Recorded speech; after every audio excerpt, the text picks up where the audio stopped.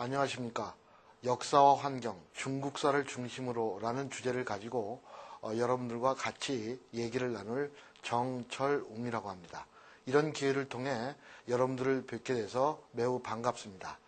첫 번째 강의에서는 어떻게 환경과 역사가 서로 결부될 수 있으며 특히 환경사의 주요한 연구 대상인 자연이 시대와 문화에 따라서 어떻게 달라지는지에 대해서 여러분들과 같이 얘기해 보기로 하겠습니다.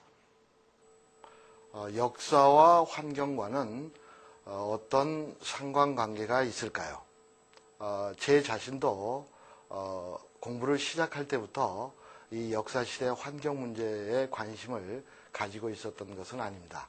저는 명청시대 사회경제사를 공부하는 사람인데 명청시대에 나온 여러 저작들을 쭉 훑어보는 과정에서 당시 사람들도 오늘날 우리들과 똑같은 그런 환경 문제 때문에 상당한 고민을 하고 있었고 그런 연장선상에서 그러한 환경 문제를 어떻게 치유할 수 있을까라는 문제도 아울러서 고민하고 있었다는 사실을 정말 우연치 않은 기회에 알게 됐습니다. 따라서 그 이후부터 저는 제 나름대로 틈틈이 그런 역사시대 환경 문제에 대한 관심을 자연스럽게 가지게 됐습니다.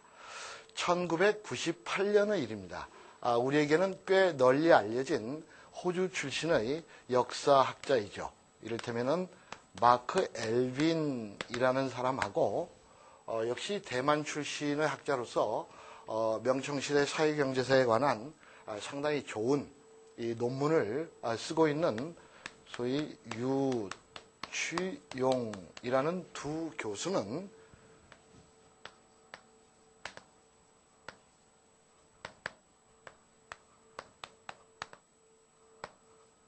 Sediments of Time이라는 이 중국 환경 관련사에 대한 꽤 볼륨 있는 두 권의 책을 출간한 바 있습니다.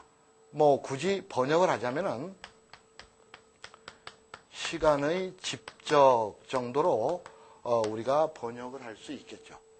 물론 이 책이 가지는 의도, 중국 환경사에 관한 상당히 중요한 이 저작이라고 우리가 할 수 있지만 역사와 환경이라는 이 본 주제와 관련돼서 이 책의 맨 앞장에는 상당히 의미심장한 그런 규절이 들어 있습니다. 길지 않으니까 제가 여러분들한테 한번 써드리도록 하겠습니다.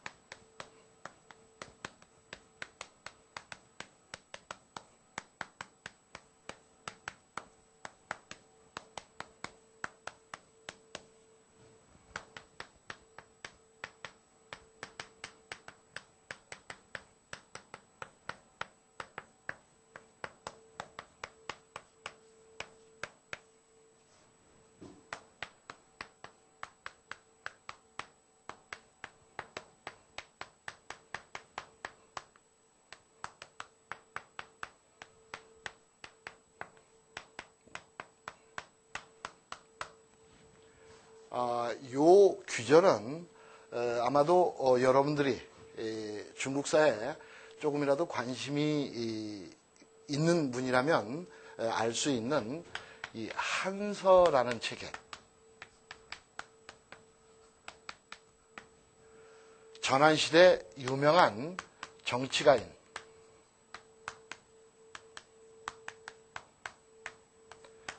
가의라는 사람의 전기에 나오는 규절을 인용한 것입니다. 말 그대로 이른바 안정 혹은 평화라는 것은 하루아침에 그런 안정, 평화가 온 것이 아니고 위험한 혹은 위험한 상태는 역시 하루아침에 위험한 상태가 된 것이 아니고 그 안정된 것도 혹은 위험스러운 것도 모두 장기간의 세월에 걸쳐서 그렇게 된 것이다 라는 그런 얘기죠. 달리 얘기한다면 환경 문제라는 것이 요 근래 우리가 생각하는 산업화, 급격한 공업화 이런 등등의 소산이 아니고 역사시대 우리 인류가 역사를 시작한 그 이후부터 우리 인간들이 여전히 고민해왔던 그런 시간의 근간위에 서 있었던 것이 바로 환경 문제라고 할 수 있습니다. 바로 이런 견지에서 이른바 환경이라는 주제와 역사라는 주제를 우리가 결부시켜서 생각할 수 있다고 생각합니다. 자, 그렇다면 결국에 이런 환경사가 기본적으로 자연의 변화를 주목하는 그런 학문이기 때문에 결국에 환경사의 맨 첫걸음을 우리는 우리 인간이 자연을 어떻게 생각했는가라는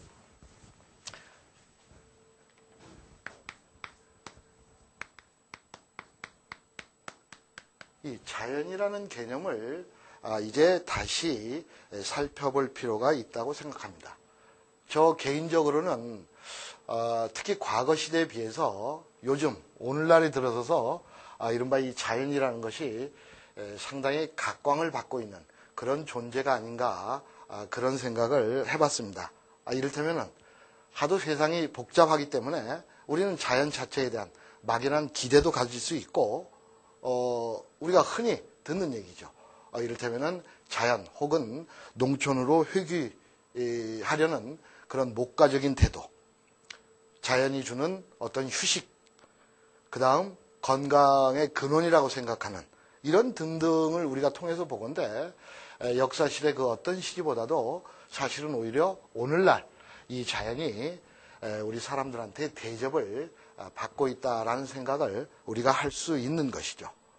뭐 우리가 흔히 볼 수 있듯이 자연을 보호하기 위한 열렬한 환경운동 같은 것도 적어도 19세기 후반만 하더라도 그렇게 흔하지 않은 그런 현상이었다고 할 수 있습니다. 자, 이제 이렇게 사회적 관심사로 떠오른 이런 자연에 대해서 폭넓게는 인문학자들 그리고 저와 같은 역사학자들은 어떤 생각을 가지고 있었을까요?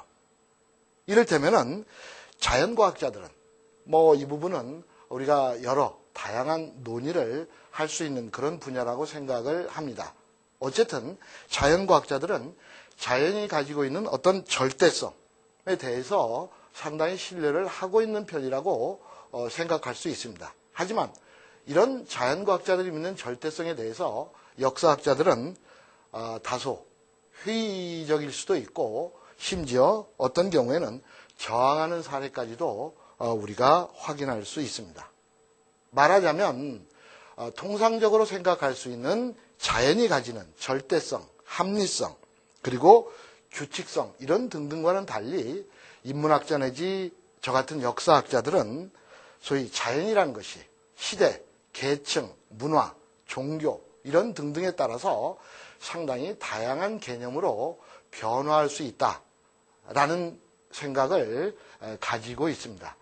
뭐 쉬운 예를 들자면은 현재 자연이라는 것은 우리에게 산소를 공급해주는 정말 허파와 같은 존재이기도 하고 앞서 말씀드린 대로 우리에게 안온한 휴식을 제공하는 귀중한 장소이기도 하고 훌륭한 자연 경관을 통해서 우리가 큰 즐거움을 느낄 수 있는 그런 존재이기도 합니다. 근데 그 옛날 역사 시대에도 숲이 많은 사람들에게 그런 존재로 인식되었을까요? 예를 들자면은 옛날 시대의 숲이라는 것은 호랑이 등등의 맹수가 우글거리는 그런 위험한 장소일 뿐더러 특히 우리가 이제 이 부분은 뒤에서 좀 더 자세히 살펴볼 예정입니다만은 전통시대 중국 관료들 같은 경우는 숲이야말로 사회의 불온 세력들이 은닉하는 위험한 장소로 인식되기도 했습니다.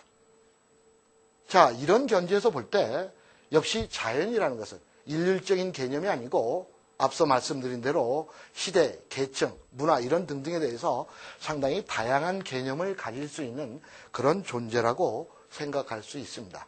다시 다른 예를 더 들겠습니다. 이를테면은 우리는 황야 혹은 완전한 의미의 소위 자연 상태 이런 것들을 아마도 상정할 수 있을 것입니다. 하지만 과거 시대에 이러한 자연이나 황야 이런 것은 어떤 의미로 우리 인간들에게 다가왔을까요?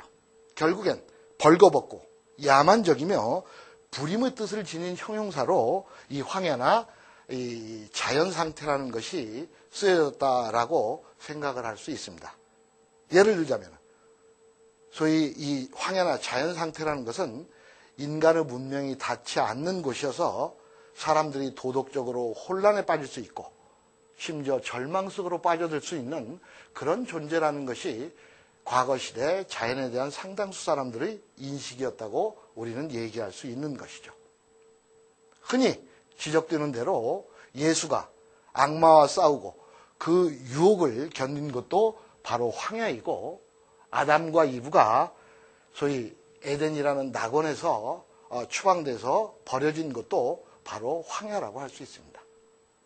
자, 이런 자연들이 적어도 이제 한 19세기 말 정도에 이르러서 우리 인간들에게 상당히 소중한 존재로 다시 부각되기 시작했습니다.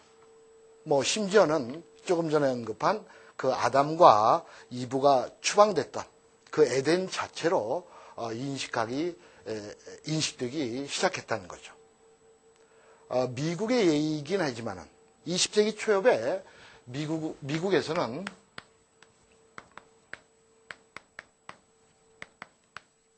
이 해취해취 계곡이라는 곳이죠. 여기에 흐르는 이 강을 막아서 소위 샌프란시스코에 이 수도 공급량을 좀 늘려야 되지 않겠는가라는 이 사건을 두고 20세기 초엽의 일입니다. 미국 내에 아주 상당히 광범위한 환경 논쟁을 불러일으킨 그런 사례가 있습니다. 적어도 그 이전 시기에는 자연을 사이에 둔 이런 종류의 논쟁을 우리는 찾아볼 수가 없는 것이죠. 자, 두 가지를 말씀드렸습니다. 사실은 자연이라는 개념이 소위 여러 가지 요소에 의해서 변화될 수 있었고, 소위 어떤 시기에는 자연이라는 것이 굉장히 무익한 존재로 인식되었던 반면에 어떤 시기에서는 자연이라는 것이 상당히 유용한 요소다라고 인식됐다는 것이죠. 자, 이렇게 적어도 19세기 이후에 들어서서 이러한 자연에 대한 인식의 변화가 생겼던 근본적인 이유는 무엇일까요? 역시 이 부분도 굉장히 다양한 얘기를 우리가 전개시킬 수 있습니다. 여러 가지 관계상 저는 여러분들에게 두 가지 사실만을 언급하고자 합니다. 대체로 19세기 그 조금 전 시기죠. 18세기 낭만주의는 우리 인간이 자연에 대한 생각을 변화시키게 하는데 매우 중요한 역할을 했다고 저는 생각하고 있습니다. 말하자면 18세기에 등장했던 여러 문학가, 철학가들은 이제 자연에서 신의 얼굴을 볼 수 있다라는 그런 생각을 가지게 됐습니다. 말하자면 우리가 산의 정상에 올라갔다든지 아주 웅장한 규모의 소위 폭포를 보았다든지 혹은 무지개, 석양 이런 등등에서 소위 신과 교감할 수 있는 우리 인간들의 감정이 고조된다라는 이 생각을 가지게 됐던 거죠. 일부 사람들은 이런 것들을 이 18세기 낭만주의 학자들의 이런 자연에 대한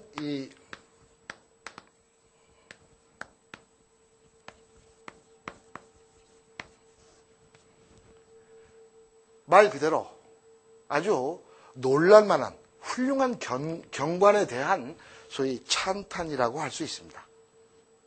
그리고 바로 이러한 훌륭한 자연 경관에 대한 찬탄은 다시 우리가 흔히 얘기하는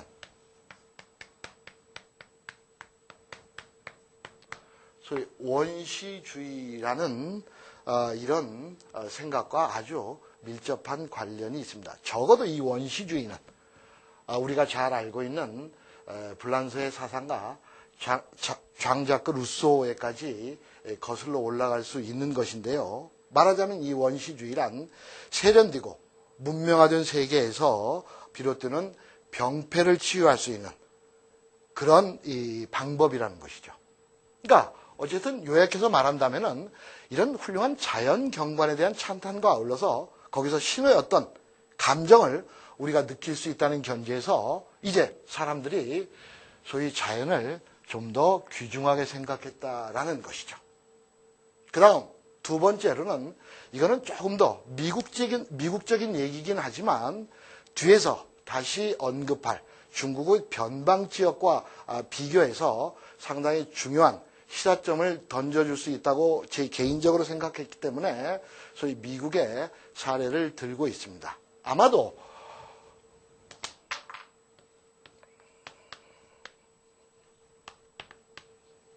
이른바 미국 사람들한테 혹은 미국사를 공부하는 사람들한테는 아주 흔한 주제라고 할 수 있는 거죠. 미국인들이 가지고 있는 이른바 프론티어 정신이라는 것이죠. 1893년에 소위 프레데릭 잭슨 터너라는 사람은 자신의 논문에서 다음과 같은 세 가지 사실을 지적하고 있습니다. 미국으로 이주해온 유럽인들은 서부로의 이동을 통해서 서부 변경 지역으로의 이동을 통해서 첫 번째로는 원시적인 에너지를 재발견할 수 있었고 두 번째로는 문명의 의피를 털어버릴 수 있었으며 세 번째로는 심지어 민주적인 제도 창안에 대한 어떤 아이디어까지도 얻을 수 있었다라는 얘기를 하고 있습니다. 따라서 이들 신대륙으로 이주한 유럽인들은 그러한 경험을 통해서 그들 스스로를 에너지, 독립 혹은 창조성 이런 등등과 재결합할 수 있는 기회를 가졌다고 주장했던 것이죠.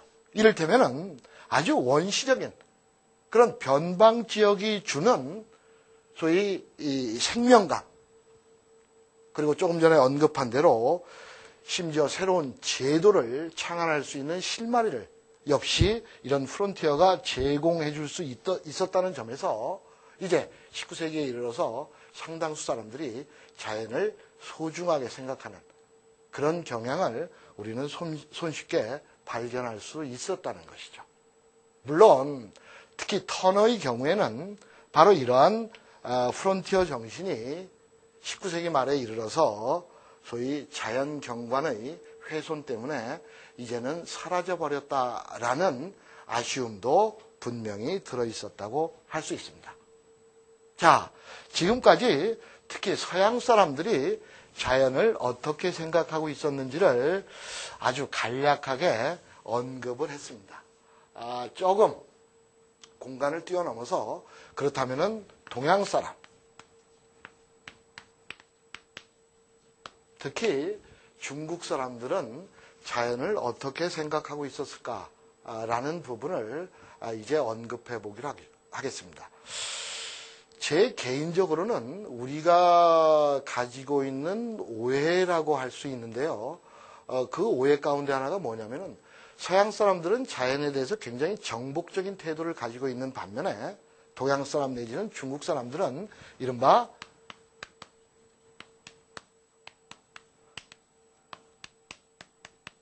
자연 친화적이었다라는 생각이죠.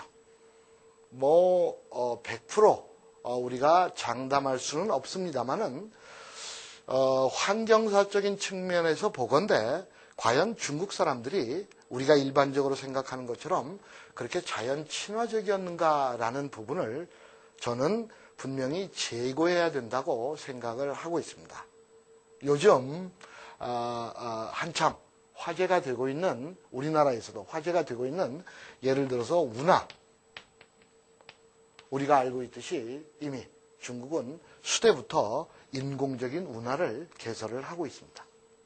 한 걸음 더 나가서는 이를테면 서호 등등의 예에서 알 수 있듯이 소위 인공 호수를 개발한다든지 농업 경작에 절대적으로 필요했던 소위 수리 시설을 개발했다든지 이런 등등을 우리가 볼 때 과연 이들이 자연 친화적이었나?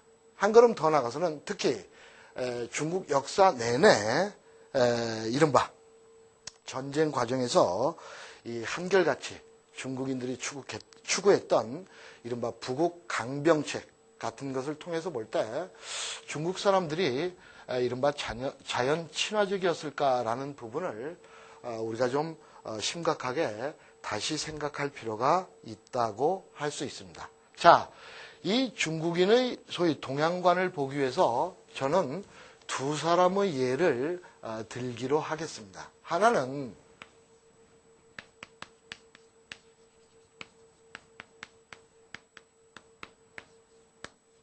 회남자라는 책이고 하나는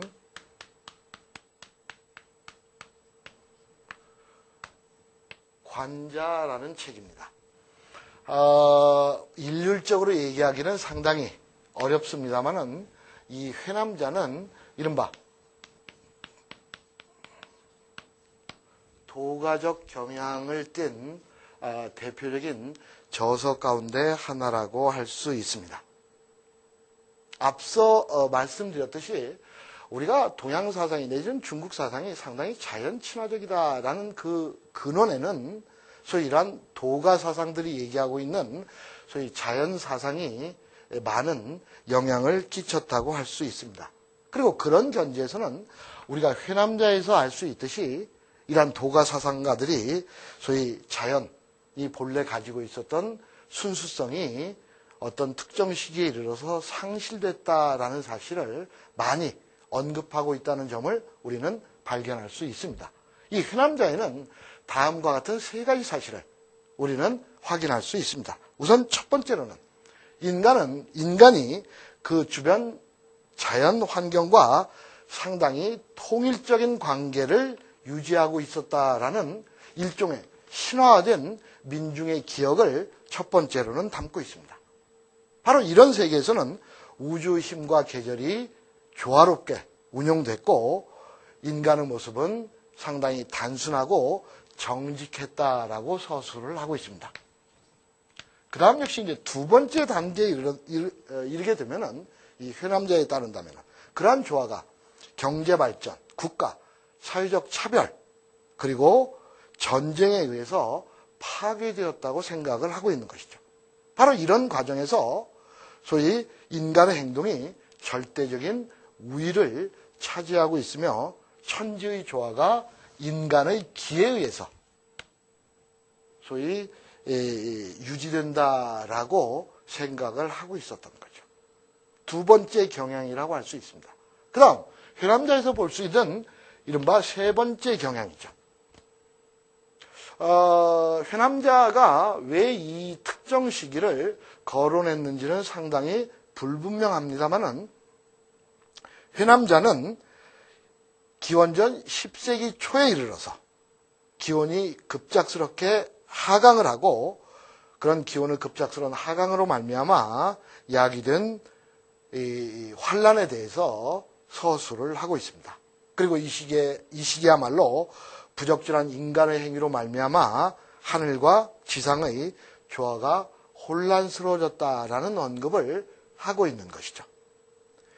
사실은 이 회남자의 이런 얘기는 어찌 생각하면 상당히 정교하게 만들어진, 짜여진 우화라고도 볼 수 있습니다. 하지만 이러한 세 가지 경향을 통해서 우리가 알 수 있는 분명한 사실은 인간의 역사에서 가장 중요한 충격이라고 할 수 있는 이른바 진보라는 시각을 이 회남자는 우리들에게 환기시켜주고 있다라고 얘기할 수 있는 것이죠. 자, 그 다음 이제 환경사적인 측면에서는 좀 더 중요한 저자라고 할 수 있는 이 관자에 대해서 잠깐 언급해 보기로 하겠습니다. 앞에 회남자의 경우에서도 제가 잠깐 언급을 했습니다마는 이 시기 이런 종류의 책들이 사실은 상상과 실제, 이상과 현실 이런 등등을 혼재해서 기록했기 때문에 어디까지가 분명한 사실이고 어디까지가 허구였는가라는 부분을 현대 역사학자들이 구분해내기는 그리 용이하지 않습니다. 다만 회남자의 경우에서도 알 수 있듯이 회남자의 경우는 당시 일어나는 소위 인간에 의한 자연의 파괴를 소위 걱정하고 있었던 데 비해서 관자는 훨씬 적극적으로 자연에 대한 이용을 권장하고 있었다라는 이른바 정치지향적인 경제를 강조하고 있다라는 사실을 먼저 말씀드릴 수 있습니다. 자, 관자의 사상을 다시 몇 가지로 말씀드려 보기로 하겠습니다. 우선 첫 번째로는 그는 적극적인 개발이야말로 국가의 필수적인 조건이다라는 얘기를 하고 있습니다. 여기서 적극적인 개발이라는 것은 두말할 필요 없이 바로 농업에 대한 적극적인 권장이라고 할 수 있는 것이죠. 다만 이런 농업을 권장시키기 위해서 그는 이른바 산천초목을 위정자들이 강력한 통제하에 소위 보호해야 된다라는 점을 관자는 강조하고 있습니다. 자, 관자는 이런 구절을 쓰고 있습니다.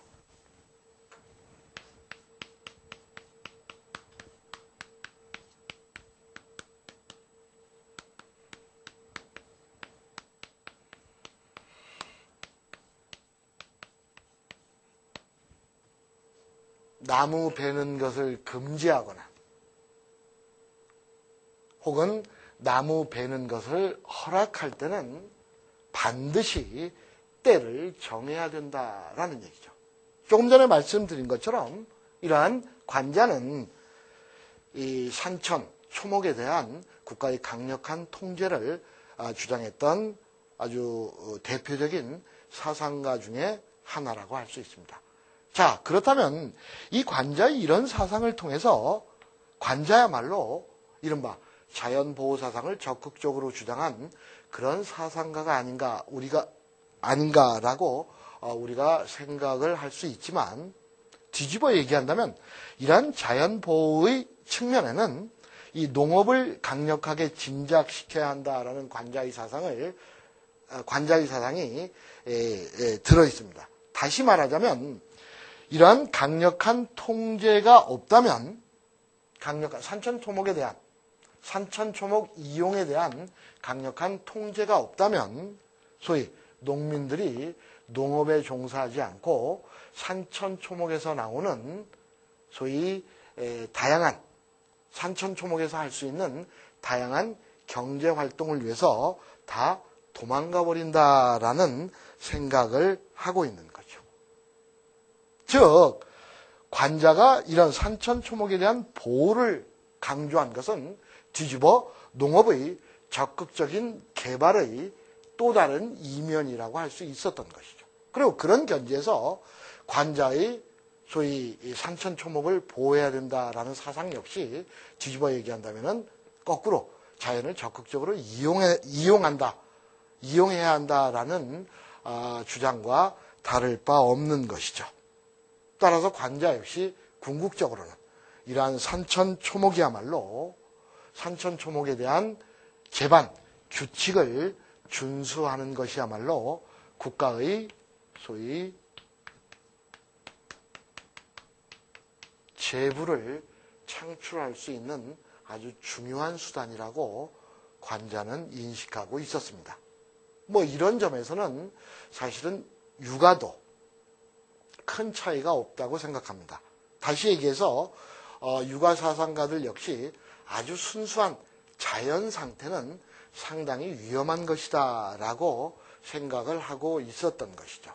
말하자면 우리에게 아주 널리 알려진 그런 대표적인 육아 사상가라고 할 수 있습니다. 이 맹자는 자연 상태의 산 그리고 자연 상태의 하천 이거는 상당히 위험한 것이라고 아주 일찍부터 언급한 바 있습니다. 말하자면 자연 상태의 산이란 소위 맹수가 우글거리는 그런 위험한 지역이고 하천을 자연 상태로 두는 것 역시 홍수가 빈발할 위험이 있다라는 견지에서 소위 자연 상태의 산, 자연 상태의 하천을 그대로 두는 것에 맹자 역시 반대했다고 할 수 있습니다. 자, 이렇게 본다면 동양도 마찬가지고 서양도 마찬가지고 자연이란 의미가 어쨌든 시대에 따라서 우리 인간들에게 주는 의미가 상당히 달라졌다라는 사실을 우리는 쉽게 짐작할 수 있습니다. 그 다음 역시 두 번째로는 인간의 의식이 자연관의 변화에 상당한 영향을 끼쳤다고 또 얘기할 수 있습니다. 그 다음 역시 세 번째로 우리가 막연히 자연이다라고 얘기를 할 때는 그 외형적 형상만을 가리키는 것이기 때문에 그 명칭에서 이른바 시간이라는 개념이 거세되어 있다라는 사실을 우리가 아울러서 짐작할 수 있는 것이죠. 종합해 본다면 따라서 자연이야말로 우리 인간의 의식에 따라서 그 다음 굉장히 다양한 문화적 차이에 따라서 자연에 대한 인식이 달라질 수 있다라고 생각을 할 수 있습니다. 따라서 아주 인간의 손길이 전혀 미치지 않은 그런 것이 있을지 모르겠습니다만 완벽한 의미의 자연 상태다라는 것은 결국 우리의 의식에만 존재하는 그런 개념이라고 우리가 할 수 있습니다. 자, 그렇다면 이제 우리는 이러한 자연을 어떻게 이용해왔고 그러한 자연을 이용한 결과 특히 환경적 측면에서 우리는 어떤 영향을 입었는지 그리고 그러한 이용에 따라서 자연이 어떻게 변형되었는지를 살펴볼 예정입니다. 따라서 다음 시간에는 인간의 문명 진화에 따른 환경 변화 이 부분을 언급해 보기로 하겠습니다. 마치겠습니다.